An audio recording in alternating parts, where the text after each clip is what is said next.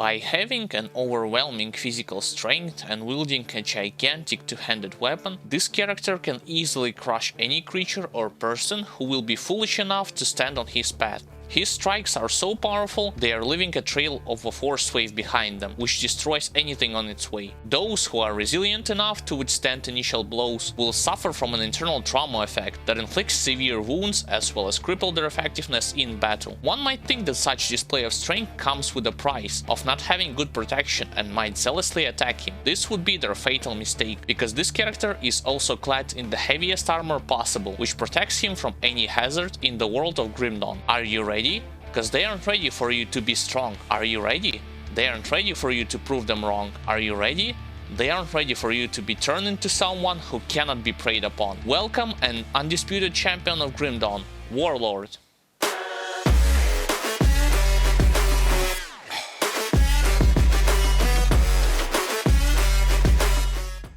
The idea for this build is to get as much offensive ability as possible, without sacrificing too much from a defense, as well as using two-handed Forcewave and its modifiers with an ability to spam it due to a node called Tremor. Forcewave itself is going to receive a solid power-up from 3 pieces of Octavia's set. To support this idea and simultaneously weaken our enemies, I recommend using Warcry, Gaze of Baronet, and Celestial Presence from Guardians of Empyrean. In order to survive, I used Ascension, attack damage conversion to life, which gets significantly improved from Seal of Blades, and the synergy between Scales of Ulkama Constellation plus Mythical Gladiator's Distinction Belt. Cherry on top is an exclusive ability, Oleron's Rage. Let's take a look at skill points distribution between classes. Soldier. Forcewave is your main offensive skill that you will be using both while leveling and in the endgame. Don't forget to get Tremor, otherwise you cannot spam it. Military Conditioning improves your health and defensive ability. Fighting Spirit significantly improves your damage and offensive ability. Mynheer's Will proc can become one of your circuit breakers, which will heal you in a difficult fight. Veterancy allows you to ignore some of the physique requirements for armor and strengthen your damage further, which is crucial on this build. Field Command greatly increases your armor, offensive and defensive ability. On top of that, Squad Tactics will further enhance your damage and casting speed. Warcry reduces incoming damage from those who are present in the area of this ability when it was used. Break Morale lowers enemies' physical resistance, thus allowing you to kill them faster. Decorated Soldier will upgrade your resistances. Old Scars are going to allow you to reach 100% armor absorption, as well as improving your defense against crowd control effects. Oleron's Rage is a colossal upgrade to our main damage type, percent base offensive ability, as well as movement speed. Oathkeeper. Virus Might allows you to have a consistent movement ability, which you can use in any situation. Resilience is another circuit breaker that improves your defensive ability, health regen and resistances. Presence of Virtue gives you more to your offensive ability, energy regen and flat internal trauma. Haven improves health. Rebuke gives flat physical damage boost, reflected damage reduction, plus resistance to life reduction. Ascension absorbs enemies' flat physical damage and improves percent base damage. Clarity of Purpose is an additional improvement to your total number of your offensive ability in a percent based fashion, plus protection from crowd control effects. Summon Guardian of Empyrean just to get to Celestial Presence, which transforms them into a walking Tier 2 type resistance reduction.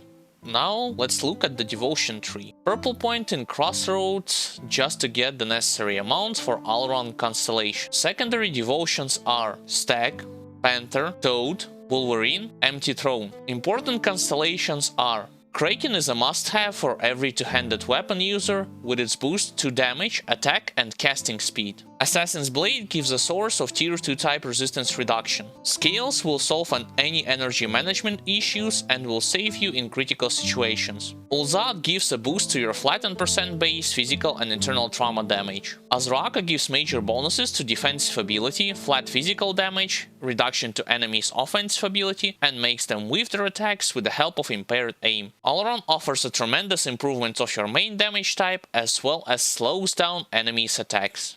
It's time to take a look at the equipment. Here I'm using 3 pieces of Octavia's set. It offers flat percent based boost to internal trauma with increased duration, more physical resistance, +1 to Oathkeeper, and a bunch of pluses and bonuses for Forcewave and its modifiers, which is the main offensive skill in this build. Additionally, it boosts other defensive parameters, like reduction to stun duration. Helmet with Sanctified Bone component and Coven Black Ash augment. Chest armor with Sacred Plating component and Malmut Soulguard Powder augment. Shoulders with Sacred Plating component and Dreek's Fiend Blood augment. On fingers, I recommend to wear Ring of the Black Matriarch plus Coven Storm Seal, with Bloodied Crystal component and Arcanum Dust augment. Weapon of choice is Stone Fist Rebuke. You cannot craft this weapon, it drops everywhere. Seal of Blades component and Potence Coven Terror augment. On hands, wear Grasp of Unchained Might, Restless Remains component and Dreek's Fiend Blood augment. Shoes type, Bone Shattered Threads with Ugdenbok Leather component and Soleil's Soulbinding augment. Pants type, Chauces of Barbaros with Ugdenbok Leather component and Bismael's Whale Touch augment. Medal choice, Sigil of the Bear King, which boosts our Forcewave as well as overall damage. Tainted Heart component and Glyph of Seismic Strength for another mobility option. Relic choice, Serenity. Belt choice, Mythical Gladiator's Distinction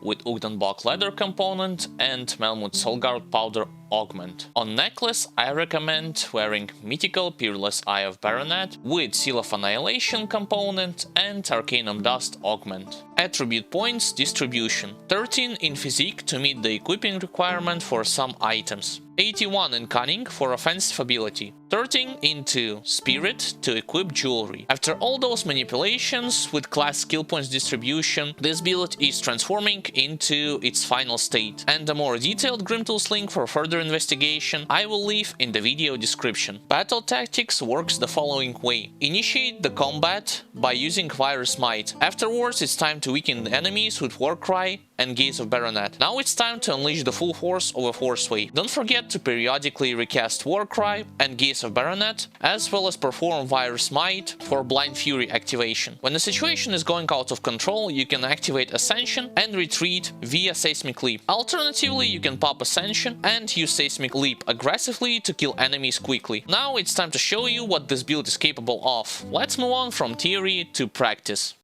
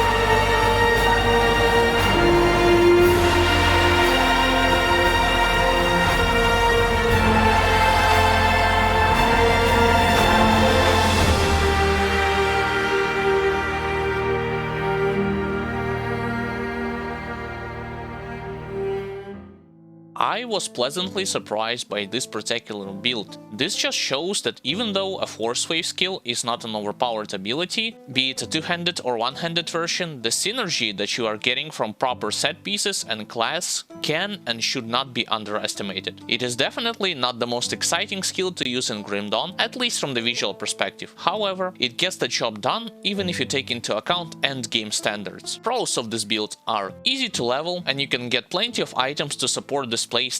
Limited number of active skills make it easy to manage all your abilities in battle, both during leveling process and in the endgame. And you don't have to micromanage everything to get optimal results or optimal damage. Become stronger with the right gear and can consistently clear all the content despite utilizing a relatively mediocre Forcewave ability to do damage. Cons: gear dependent character. You need to either have a recipe to craft an Octavia set, buy it from other players, or farm it somewhere. Same thing can be said about many other items in this build. If Forcewave is not your cup of tea, at least visually, and you think that it will get better in the endgame, then you should switch to something else, because the gameplay will remain for the entirety of your playthrough in the same way. Thanks everyone for watching. If you enjoyed this episode of Grim Dawn Build Overview, give it a like, share it with your friends, as well as subscribe to our MightyBrosky YouTube channel. Additionally, you can also follow us on social media, visit our Twitch channel where we stream various different games, support us on Patreon, and receive various different bonuses. All the links are provided in the description. See you all in the next video.